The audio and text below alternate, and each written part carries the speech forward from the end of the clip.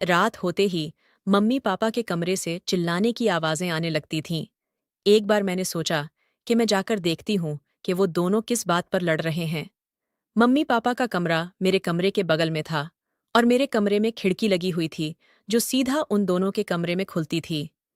वो खिड़की ज्यादा पुरानी तो नहीं थी, पर उसमें 2-3 छेद हो गए थे। मैं उन्हीं छेदों से अंदर की तरफ झांकने लगी तो देखा कि पापा मम्मी से कुछ करने के लिए कह रहे हैं, पर मम्मी मना कर रही थीं। अचानक पापा ने मम्मी को कुछ ऐसा दिखाया जिससे वो मना नहीं कर पाईं और पापा का साथ देने लगीं। उन दोनों को ऐसे देख मेरे भी खुजली शुरू हुई और हाथों का सहारा लेते हुए मैंने अपनी खुजली शांत की, पर ऐसा करते हुए पापा ने मुझे देख लिया था। अगले दिन मौका पाकर उन्होंने अपने औजार से मेरी चीखें निकाल दीं और रात भर। हेलो दोस्तों, आज की इस रोमांचक कहानी में आप सभी का स्वागत है। मेरा नाम निशा है और मैं मुंबई शहर की रहने वाली हूँ। मुंबई में हमारा एक आलीशान घर बना हुआ है, जहाँ मैं अपने मम्मी पापा और दादी दादाजी के साथ रहती हूँ। मैं अपने माँ बाप की इकलौती औलाद हूँ, इसलिए मुझे बहुत नाजों से पाला गया है। मेरे मम्मी पापा ने बचपन से ही मेरी हर जायज़ और नाजायज़ मांग को पूरा किया है, इसीलिए आप मुझे उनकी बिगड़ी हुई औलाद बोल सकते हैं। मेरी उम्र 16 साल की है, लेकिन मेरा शरीर देखकर कोई यकीन नहीं करेगा कि मैं इतनी कम उम्र की कमसिन लड़की हूँ, क्योंकि मेरा बदन बिल्कुल एक 25 साल की लड़की की तरह हो चुका है और इसकी वजह मैं खुद ही हूँ।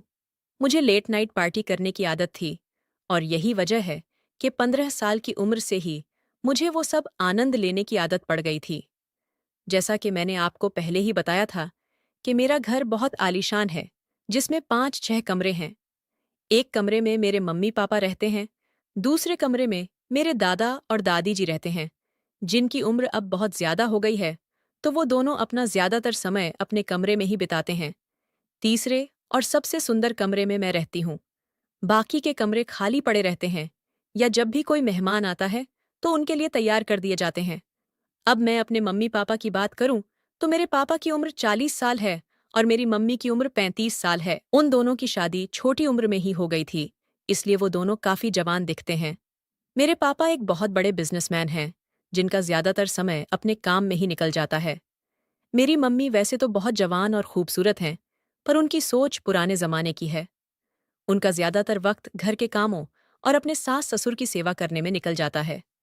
जितना मैंने अपने मम्मी पापा के रिश्ते को समझ पाया है, उससे एक बात साफ पता चलती है कि मेरी मम्मी मेरे पापा को समय ही नहीं दे पाती हैं। वो उनकी सारी ज़रूरतें पूरी नहीं कर पाती हैं और यही वजह है कि उन दोनों के बीच अक्सर लड़ाई होती है। एक रात की बात है कि हम सब खाना खाकर सोने के लिए अपने अपने रूम में चले गए थे कि तभी अचानक से मुझे मेरे मम्मी पापा के कमरे से लड़ाई की आवाज़ें आने लगीं।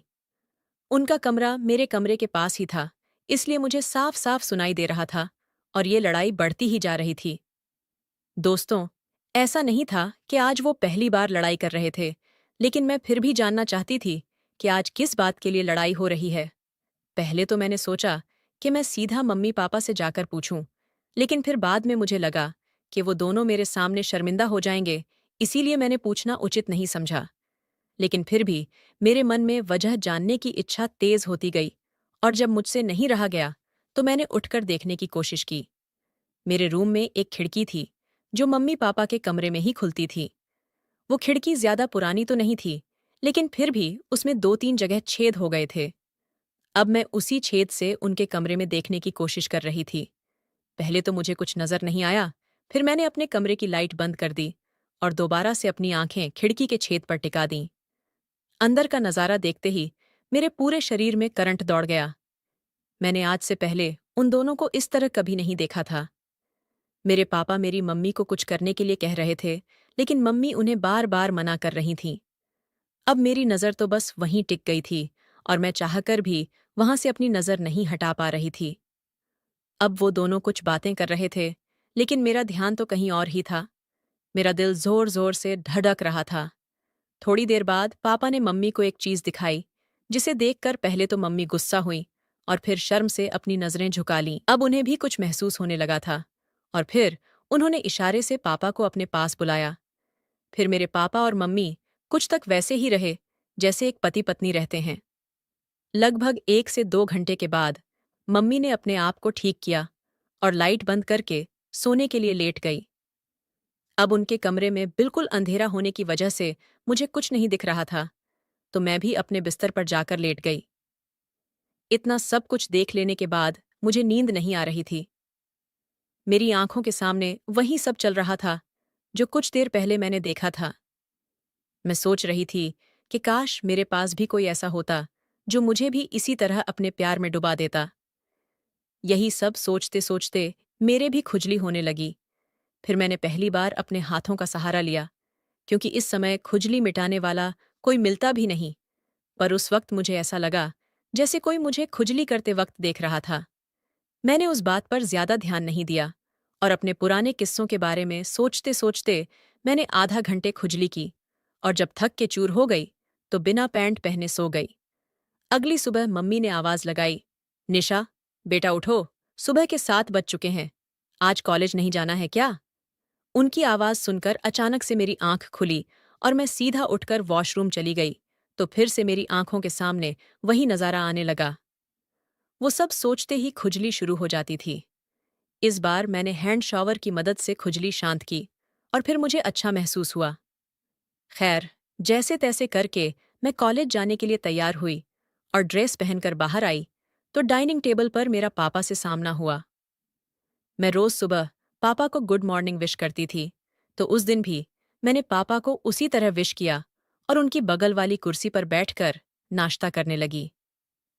थोड़ी देर में मेरे कॉलेज की बस आने वाली थी, इसलिए मैंने जल्दी से नाश्ता किया और बाहर आकर खड़ी हो गई।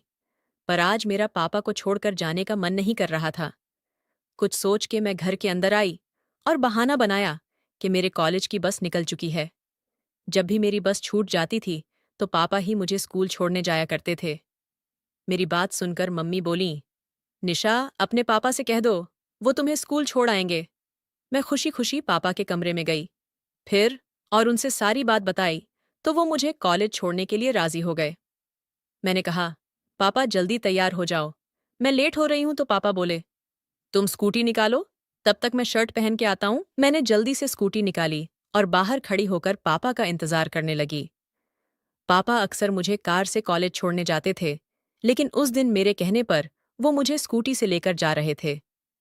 दोस्तों, यहां तक तो मेरा प्लान सफल रहा था, लेकिन आगे के प्लान में थोड़ा खतरा था, पर मुझे यकीन था कि किसी तरह वो भी सफल हो जाएगा।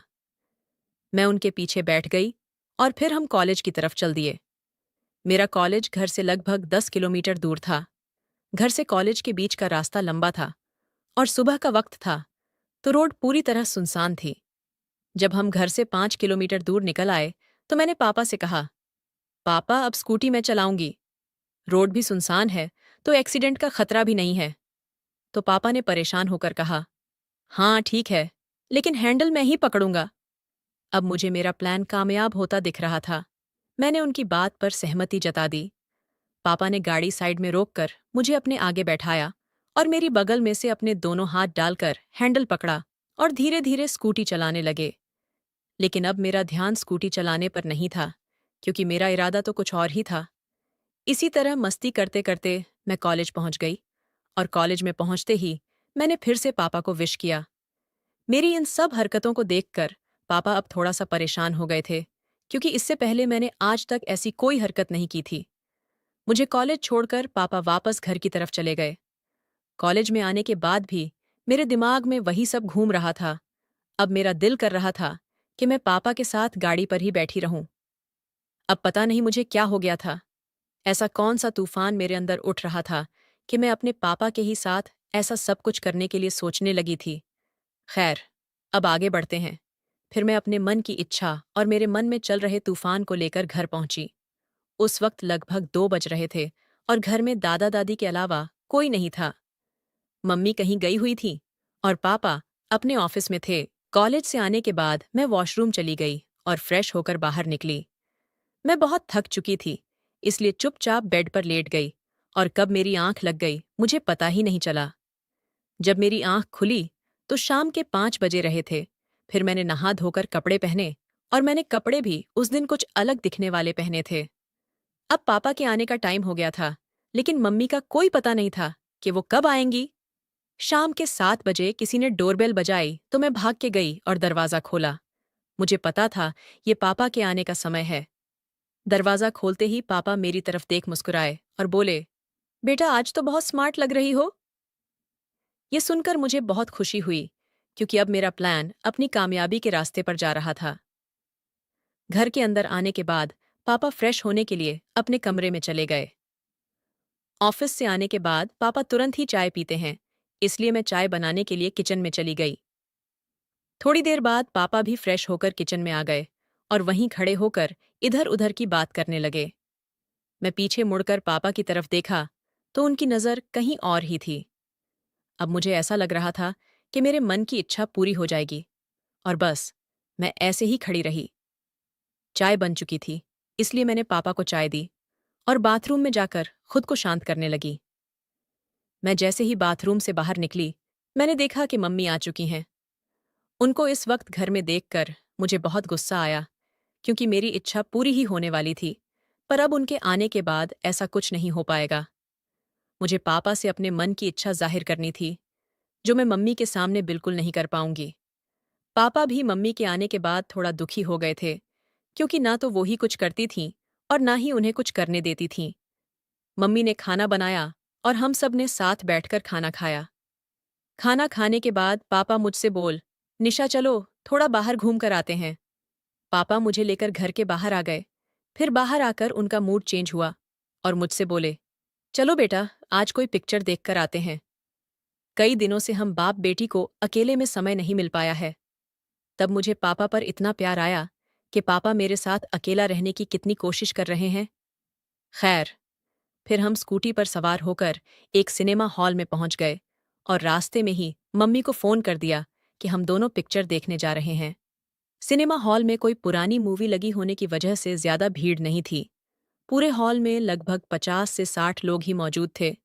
अब मुझे पापा की समझदारी देख बहुत खुशी हुई। वो चाहते तो कोई नई मूवी देखने भी जा सकते थे, पर वहां बहुत भीड़ होती और हम दोनों को अच्छा वक्त नहीं मिल पाता। पापा ने सबसे महंगे टिकट लिए और फिर हम लोग बालकनी में जाकर बैठ गए।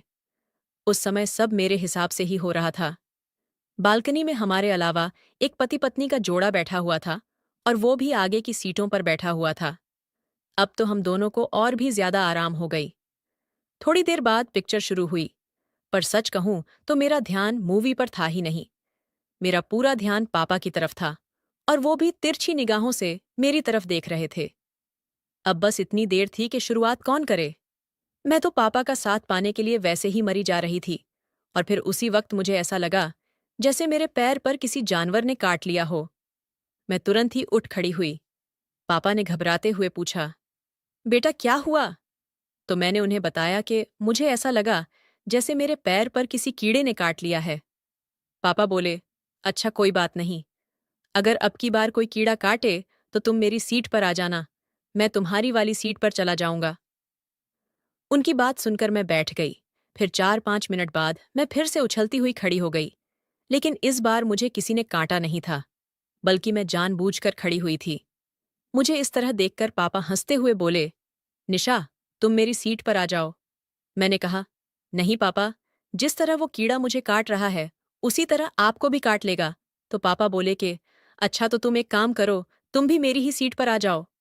इस सब के लिए तो मैं पहले से ही तैयार थी, और पापा के इतना बोलते ही मैं उनके बगल में बैठ गई और पर्दे की तरफ देखने लगी।